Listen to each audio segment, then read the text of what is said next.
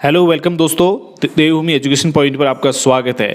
तो साथियों, जैसे कि आप देख रहे हो, इस दिनों जो है निरंतर अनियमितताएं को लेकर के परीक्षाओं में विभिन्न न्यूज़ आ रही हैं। कल आपने विधानसभा स्पीकर का देखा था वीडियो, जिसमें वो कह रहे थे कि विधानसभा में जो भर्तियां हुई हैं, यानी कि जो परमानेंट भर्तियां नहीं होती, अस्थायी रूप में जो है व्यवस्था चलाने के लिए की जाती है, उन सभी में ठीक है, इनके पीआरओ के, इनके ही सगे संबंधियों के, ठीक है, इन लोगों के सिलेक्शंस उसमें इन लोगों ने किए हैं।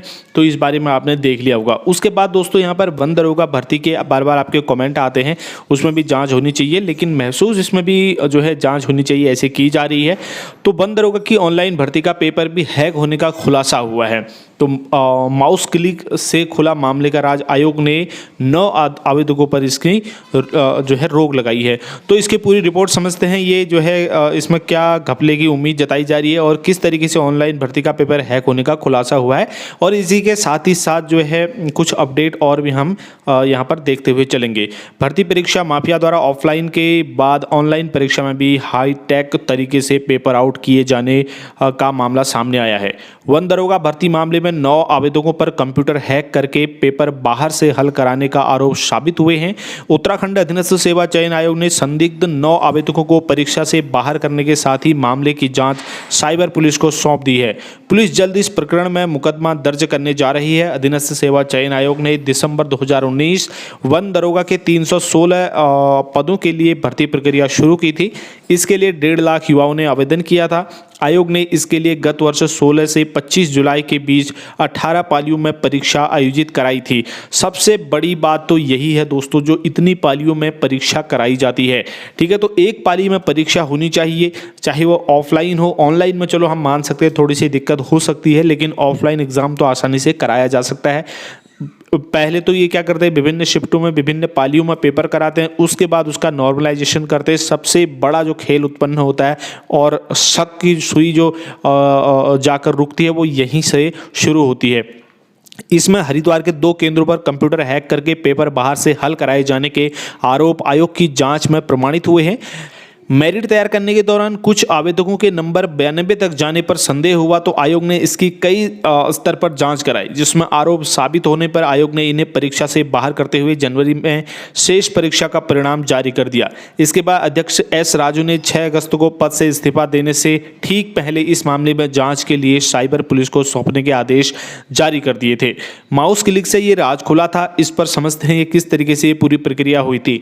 संदेह होने पर आयोग ने ऑनलाइन परीक्षा कराने वाली कंपनी NSIT से संदिग्ध आवेदकों के माउस क्लिक का विवरण मांगा, जिसमें पता चला कि 2 आवेदकों ने 2 घंटे के पेपर को शुरुआती 30 मिनट में ही हल कर दिया था, जबकि शेष 7 का माउस पहले 1 घंटे में हिला तक नहीं, जबकि इसके बाद 20 से 25 मिनट में उन्होंने सभी 100 प्रश्न हल कर दिए। कंपनी की रिपोर्ट में ये साबित हुआ कि आरोपियों ने कंप्यूटर हैक कर सिस्टम का कंट्रोल बाहर एक्सपर्ट को सौंपा, जिन्होंने उसे बाहर ही हल किया होगा।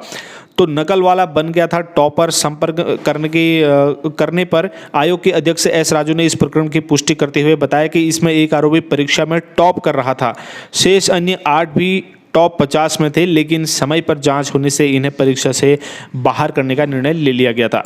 STF सूत्रों के अनुसार इस मामले में हरिद्वार के 2 परीक्षा केंद्रों पर संदेह है। सभी 9 आरोपियों ने यही परीक्षा दी थी। यह ऑनलाइन परीक्षा में हाईटेक तरीके से नकल का पहला मामला है। अब देखिए यहाँ पर मतलब ऑफलाइन से तो ऐसा माना जाता था कि ऑनलाइन परीक्षा थोड़ी सी सिक्योर रहती है, लेकिन ऐसा नहीं है भाई। टेक्नोलॉजी है, टेक्नोलॉजी को आप अपने तरीके से इस्तेमाल कर सकते हैं। वन दरोगा भर्ती की शिकायत आयोग की तरफ से ही मिली थी, जिसमें कुछ केंद्रों की गतिविधियां संदिग्ध मिली हैं। प्रारंभिक जांच चल रही है और जल्द मुकदमा दर्ज कर दिया जाएगा। Ajay Singh SSP STF cyber cell का ये कहना है। 2 केंद्र हरिद्वार में साइबर सेल के संदेश के दायरे में आए थे, ये हम आपको बता चुके हैं। तो दोस्तों, इसके साथ ही जो है यहाँ पर आपको बता दूँ, नियुक्तियाँ जो है वो नियमानुसार हुई हैं और ये जांच का विषय नहीं है, ये कहना है प्रेमचंद जी का। तो यहाँ पर मैं आपको बता दूं, विपक्ष के आरोपों पर पूर्व स्पीकर अग्रवाल ने विधानसभा में भर्ती विवाद पर बचाव किया। उत्तराखंड विधानसभा में नियुक्ति पर उठ रहे सवालों के बीच तत्कालीन स्पीकर और वित्त मंत्री प्रेमचंद अग्रवाल ने अपना बचाव किया। उन्होंने कहा कि सभी नियुक्तियां तदर्थ आधार पर हुई हैं और ये नियमानुसार हुई, इसलिए जाँच का विषय इसमें कहाँ से आ गया। तो ये चीज़ भी यहाँ पर देख सकते हैं आप। उत्तराखंड में 50 परीक्षाएं करवा चुके हैं लखनऊ की ये कंपनी, ठीक है। ये दागी कंपनी जो है उत्तराखंड में 50 परीक्षाएं अभी तक करा चुकी हैं। केंद्रपाल के भाई को हिरासत पर लेकर कोर्ट में दाखिल करवाई जमानत अर्जी। मालिक की गिरफ्तारी होते ही ऑफिस से भागे कर्मी। ये मालिक की जब गिरफ्तारी हुई तो इनके ऑफिस से कर्मचारी भागे। अब यहाँ पर बड़ा सवाल उठता है कि आयोग के पास अपनी प्रेस है तो फिर वो निजी कंपनी को ठेका क्यों देती है। हालांकि आयोग ने अपनी तरफ से इस बात को साफ करते हुए कल कहा था कि जब बड़े स्तर पर पेपर छपने होते तब हम अदर कंपनी को देते, अदरवाइज जो है हम अपने ही जो है आयोग में पेपरों को छाप लेते हैं। बाकी एसटीएफ ने लोहाघाट से एक शिक्षक को हिरासत में और लिया। दोस्तों, उत्तराखंड राज्य अधीनस्थ सेवा चयन आयोग के पेपर लीक मामले में एसटीएफ ने लोहाघाट क्षेत्रीय शिक्षक को और हिरासत में ले लिया है। तो शिक्षक लोग जो इसमें ज़्यादातर पकड़े जा रहे हैं, ये आप कह सकते हैं एक तरह से दुर्भाग्य ही है। पकड़ा गया शिक्षक पार्टी ब्लॉक के तहत एक सरकारी स्कूल में पढ़ाता है। इस शिक्षक के पेपर लीक करने वाले गिरोह से तार जुड़े बताए जा रहे हैं। फिलहाल एसटीएफ की टीम आरोप से पूछताछ कर रही है। एसपी देवेंद्र चिपिंचा ने फिलहाल इस मामले में कुछ भी कहने से इनकार कर दिया है।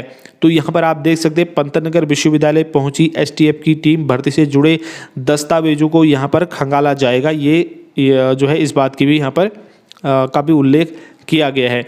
दोस्तों, इसके साथ ही साथ जो है दोनों परीक्षाओं के पेपर करोड़ों में बेचे गए थे। अब ये जो है मालिक गिरफ्तार हो चुका है। जैसे कि मैंने आपको बताया, उत्तराखंड और उत्तर प्रदेश समेत कई प्रदेशों में प्रतियोगी परीक्षाओं के पेपर छापने का ठेका लेने वाली आउटसोर्स कंपनी, ठीक है, टेक्नो सॉल्यूशन लिमिटेड का मालिक राजेश चौहान ही उत्तराखंड में पेपर लीक मामले का मास्टरमाइंड निकला।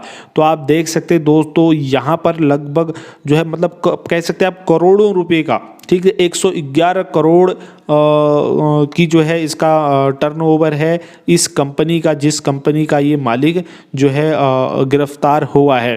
ठीक है, तो कुल मिला के ये जो है शुरू से ही एसटीएफ के रडार में था, लेकिन अभी इसको गिरफ्तार करके जेल भेज दिया गया है। अब इसमें कोई भी नया अपडेट अगर आता है तो हम आप तक ज़रूर पहुंचाएंगे। फिलहाल इस वीडियो में इतना ही।